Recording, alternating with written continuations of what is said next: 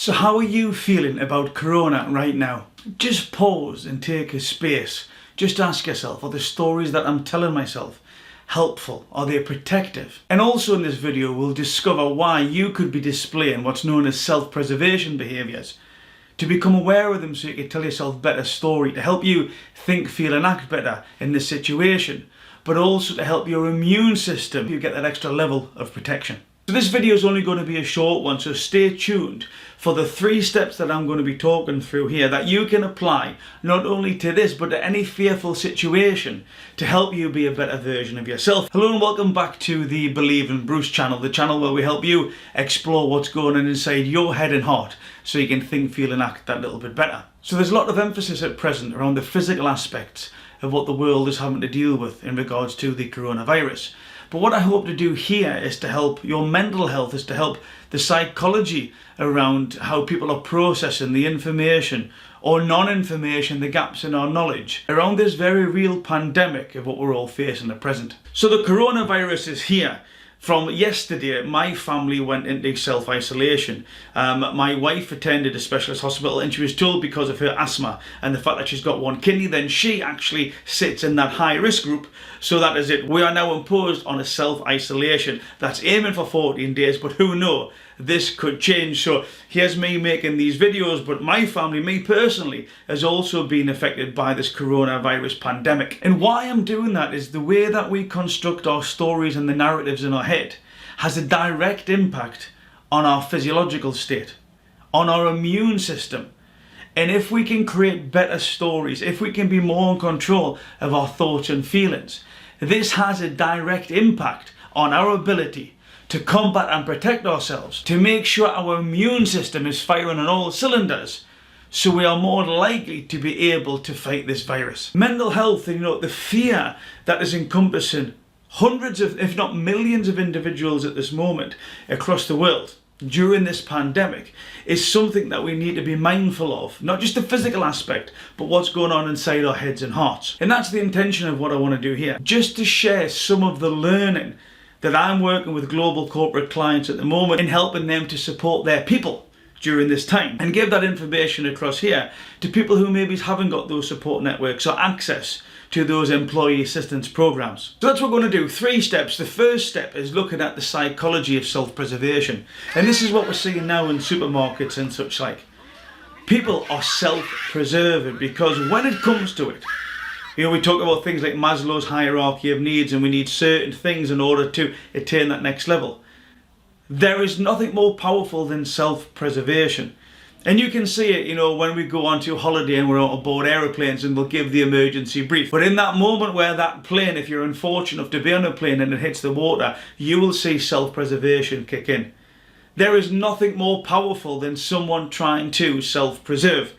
It almost goes above, conscious decision making. It's an autonomous process, whereas you will self-preserve yourself, sometimes at the detriment of other people. But that's what we are programmed to do as human beings. And so from a mental health perspective, we need to understand this and embrace that what we're seeing is either you may be self-preserving now or the people around you. And one of the most helpful ways to look at this is it's absolutely human. We are doing what humans are programmed to do.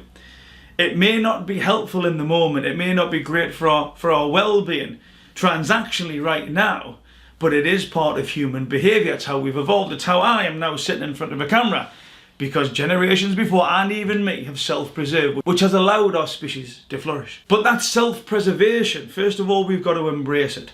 The second step would be to acknowledge the stories that we are telling ourselves inside our head that we need to self-preserve. Because it's the stories, how we think dictates how we feel.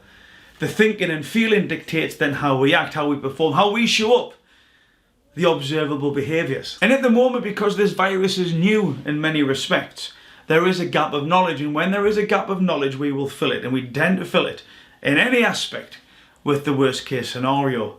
And this is where the self-preservation mechanisms are kicking in. Due to the stories that we are telling ourselves, the FOMO, the fear of missing out. If I don't get to the supermarket now, there will be no food left. The supermarkets are telling us there's going to be food. But we aren't listening to this because of the stories that we're telling ourselves inside of our head. And then we see other people displaying these behaviours, which then heightens our fear of missing out, our self-preservation mechanism. and then we start competing with each other to self-preserve. It's a bit like when somebody overtakes you on the motorway. They may overtake you in an unsafe way, something that annoys you, and then you put your foot down, then they put the foot, and all of a sudden you're racing. It all boils down to self-preservation, diluted all the way back, and that's where we end up at, which is what we're seeing in supermarkets now. So to help yourself through remember, self-preservation might indeed become needed. It might be a desirable psychological state to be in, but I'm not sure if we are there now, and the data would back that up. And one way to help yourself, just like I mentioned on my previous video yesterday, is create a space to breathe, just to think. And start off with 3 deep breaths, 3 seconds in, hold it for 4 seconds, 3 seconds out. And what I'd like you to do, what's helpful for a lot of people that I'm working with at present, is to play the F or the E game. Write all of your thoughts down onto a bit of paper, and it's important that you write them down so you can see them. If you've got an iPad or whatever, scribble them down. Whatever it is, but you need to be able to see them. And then start categorizing them F or E. Are the thoughts that I'm having factual, or are they emotional? And if they're emotional, then you can start coming back down your ladder. You can start to be more aware of the thoughts and feelings that you have, to build more factual based stories. And remember, it's not about being pessimistic. It's not about being optimistic. It's about finding that middle of the road, that balance based on factual data rather than emotional reasoning. But being aware of this F or E in any situation, not just in relation to the coronavirus, is a really powerful tool for helping you to show up correctly, for helping you to be kind to yourself and each other, to help you put yourself in a more cerebral, balanced state. And the beauty of that is that by being more balanced, you don't increase your stress levels. You don't have as much impact on your sympathetic nervous system. And this is important because when we start to stress ourselves out, if it's chronic, if it's ongoing, because what we can have is all this impact on our adrenal glands. We can introduce chronic fatigue and stress into ourselves. And the downside of that it actually reduces our ability, has an impact on our immune system. It reduces our ability to fight off infection.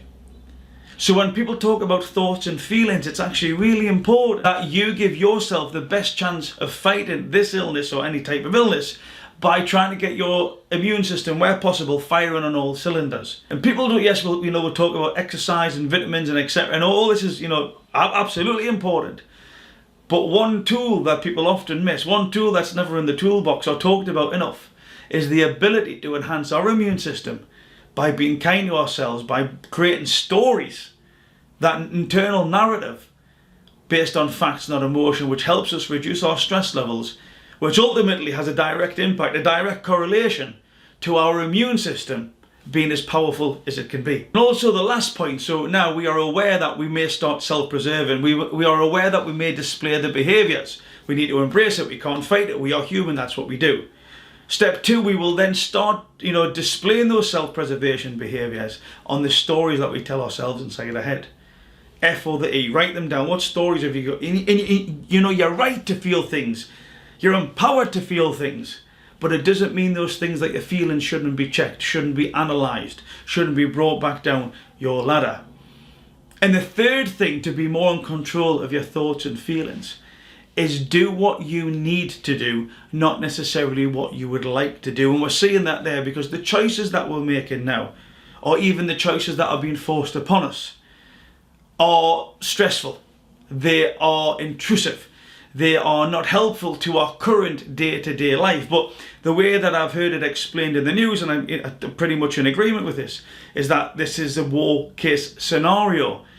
We are doing things that are being placed upon us for transformational good, that in the long term we will benefit much more than if we just act in a selfish way right now, for today or even for this hour. So, to become aware of that self-preservation mechanism, to play the F or the E game to help yourself create better stories, more factual stories based on facts rather than emotional reasoning, to help you bolster your immune system, but then also actually accept the frustration.